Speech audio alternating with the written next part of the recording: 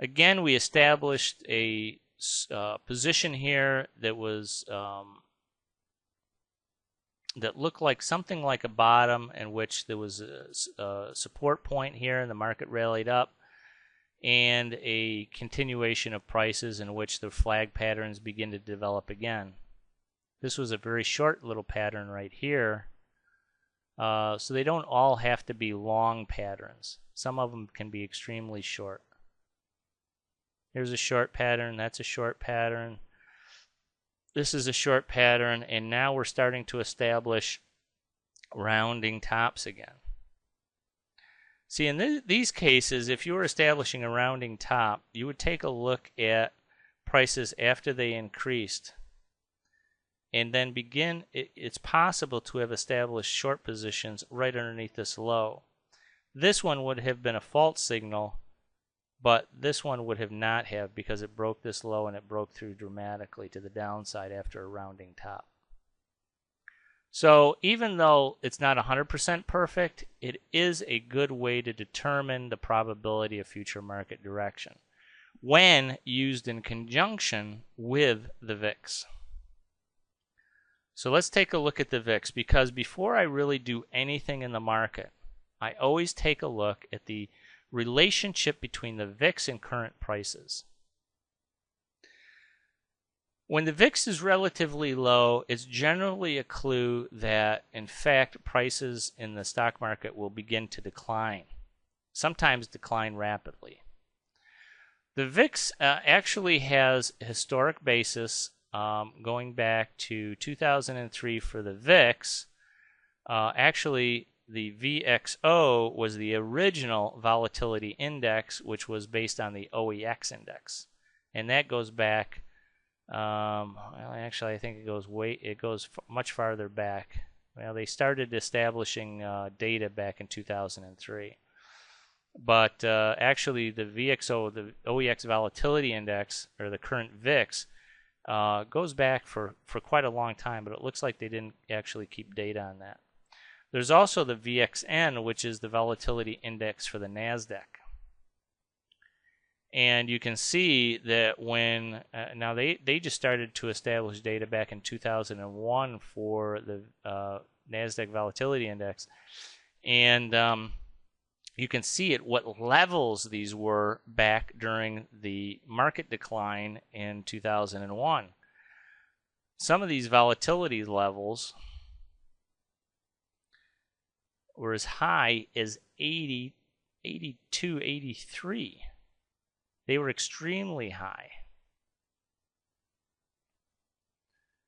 I mean, that's an unbelievable level. Since then, of course, we've had a tremendous rally, and prices have gradually started coming down on the VXN.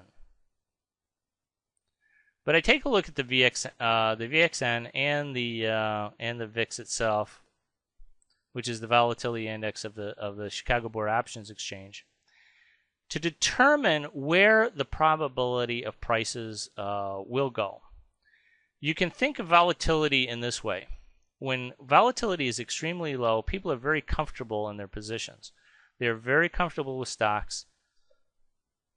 They don't see the risk in holding stocks. They believe that everything is right with the world. Interest rates are low. Business is great. Stock prices are going up. And so they get complacent.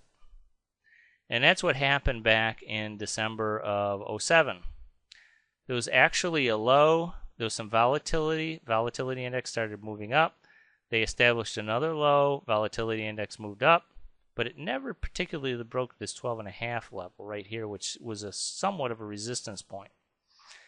Prices moved up again. The volatility index moved low. And right around the middle of February, all of a sudden, prices just fell apart and the volatility index increased dramatically.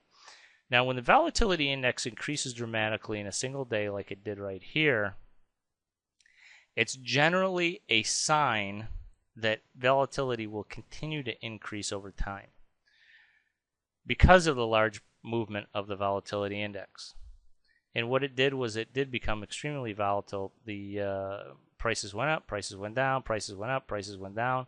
Eventually, this resistance point for the volatility index became support, and prices on the stock market generally started to decline and get to the point where volatility was extremely high.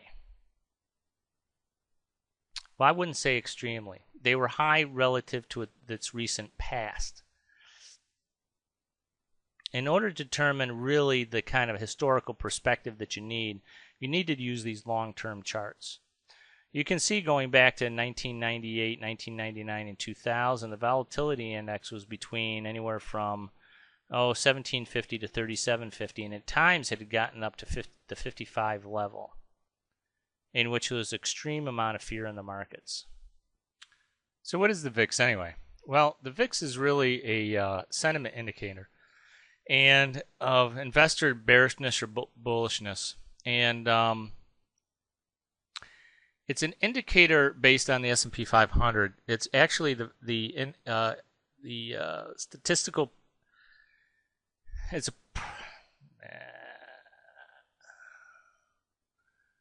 a measurement of the volatility of the S&P 500, the implied volatility of the S&P 500.